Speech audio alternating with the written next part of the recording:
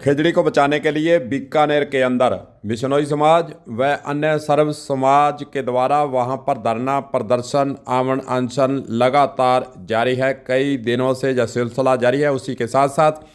हनुमानगढ़ जिले की बात कर लें तो यहाँ पर भी उपखंड स्तर पर खिजड़ी बचाने के लिए सर्व समाज के द्वारा और बिश्नोई समाज के द्वारा अन्य संगठनों के द्वारा ज्ञापन देने का सिलसिला शुरू किया हुआ है। बिश्नोई समाज की एक ही मांग है कि खिजड़ी को बचाने के लिए कानून लाया जाए। अवैध रूप से जो खिजड़ी उखाड़ी जाती है, नष्ट की जाती है, काटा जाता है, साथ ही जो सौर ऊर्जा के नाम पर हजारों खिजड़ियों को काटने का सिलसिला राजस्थान के 2-3 जिलों के अंदर लगातार चल रहा है, उसको लेकर यह आंदोलन लगातार जारी है। हालांकि वहां पर बिश्नोई समाज के जो मंत्री हैं वे भी वहां आए थे सर्व समाज संतों से, और वहां पर जो आमजन धरने पर बैठा है, अमन अनशन पर बैठा है,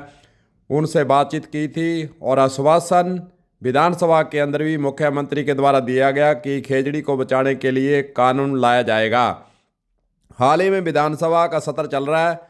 कानून लाने की बात कह तो रहे हैं, लेकिन आगे क्या होगा तमाम बातें जो तो देखने वाली हैं। लेकिन बिश्नोई समाज के द्वारा जो बीकानेर के अंदर धरना प्रदर्शन महापड़ाव डाला हुआ है, उसके अंदर खिजड़ी को बचाने के लिए कानून लाने तक यह आंदोलन जारी रखने का ऐलान किया हुआ है। तमाम बातों को देखें तो पर्यावरण संरक्षण के लिए यह पहल है, अच्छा कदम है, लेकिन इसके साथ साथ जुड़ा हुआ है प्रदूषित जो शहर हैं चाहे गांव हैं, और उसके साथ साथ पर्यावरण को आने वाली पीढ़ी के लिए कैसे बचाया जाए, यह सबसे अहम मुद्दा आगे आने वाले दिनों के अंदर खड़ा होने वाला है। अगर हम सड़कों की बात करें और अवैध रूप से जो पेड़ काटे जा रहे हैं और पेड़ माफियों के द्वारा जो अपना लोभ लेने के लिए पर्यावरण के साथ सेंध लगाकर इस प्रकार खतरनाक खेला किया जा रहा है, उसको रोकना भी सरकार के लिए एक आने वाले समय के लिए सिरदर्द बनने वाला मामला है। वैसे मामला सिरदर्द बना भी हुआ है। सरकारों के स्तर से जो काम ऑफिसरों के स्तर से वन विभाग हो चाहे दूसरी एजेंसी हो जिनके नाम सुरक्षा का जिम्मेदारी दी गई है, वे पीछे हट जाते हैं और माफिया इतना वहाँ पर जो है प्रभावी है कि उनके कदम पीछे हटाने के लिए मजबूर कर देते हैं। पर्यावरण की दृष्टि से अगर हम देखें तो जितनी भी टोल रोड बनती हैं उनके द्वारा पेड़ तो काट ले जाते हैं, लेकिन दुगने पेड़ का जो नियम है, पौधे लगाने का नियम है, उसकी पालना राजस्थान के अंदर होती दिखाई नहीं दे रही है। जितनी भी बड़ी बड़ी सड़कें बनती हैं करोड़ों अरबों रुपए की बनती हैं, फिर उससे टोल वसूली भी होती है, लेकिन अगर वहाँ पर पर्यावरण की दृष्टि से हम नज़र दौड़ाते हैं तो वहाँ पर जो पौधे लगने चाहिए, जितने पेड़ काटे गए हैं उनसे दुगने पौधे लगने चाहिए, लेकिन वहाँ पर सरकारें फेल साबित होती नज़र आ रही हैं। सरकार कोई भी रही हो, टोल रोड पर पौधे लगाने के लिए वह अपने कदम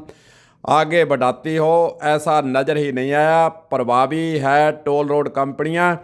सरकारें हों चाहे ऑफिसर हों, उनके आगे नतमस्तक हो जाते हैं। इसलिए तो अब कानून बनाने की बात उठी है। खिजड़ी के साथ साथ जितने भी पेड़ अवैध रूप से कट रहे हैं, चाहे टोल कंपनियां पेड़ों को काटने के बाद नहीं लगाती हैं, उन पर भी कानून का शिकंजा कसने के लिए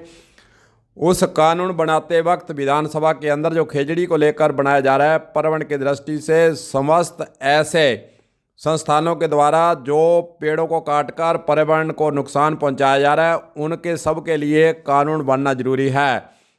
अगर राजस्थान के अंदर टोल कंपनियों हों चाहे दूसरी एजेंसियां जो पेड़ों को काटती है और उनकी एवज में दोगुने पेड़ लगाने का जो नियम है उसकी पालना नहीं करती है, तो उन पर शिकंजा कसने के लिए कानून में यह धारा भी जोड़ी जानी आवश्यक है। हम तो यही कहेंगे कि खिजड़ी बचाने के लिए बीकानेर के अंदर जो आंदोलन चल रहा है उनको यह बिंदु भी शामिल करना चाहिए। पर्यावरण की दृष्टि से जितने भी पेड़ों को जो लोग नुकसान पहुंचाए उन सब पर कानून लागू होना चाहिए। खिजड़ी के साथ साथ अन्य पेड़ पौधों को भी इस कानून के दायरे में लाया जाना चाहिए। देखते हैं आगे बीकानेर के अंदर जो खेजड़ी बचाने के लिए रुख अपनाया हुआ है उसके लिए कानून कब आता है। क्या इस कानून के तहत जितने भी पेड़ पौधे अवैध रूप से कट रहे हैं, लकड़ी कट रही है, चोरी कर रहे हैं, चाहे हरियाणा में बेच रहे हैं चाहे राजस्थान में बेच रहे हैं, जो पेड़ माफिया है उन पर शिकंजा कसने के लिए क्या इसके अंदर समस्त प्रकार की खेजड़ी के साथ साथ अन्य पौधों पेड़ पौधों को भी शामिल किया जाता है या नहीं, तमाम बातें जो देखने वाली हैं। कलम न्यूज के लिए गुरदेव सिंह सैनी की खास रिपोर्ट।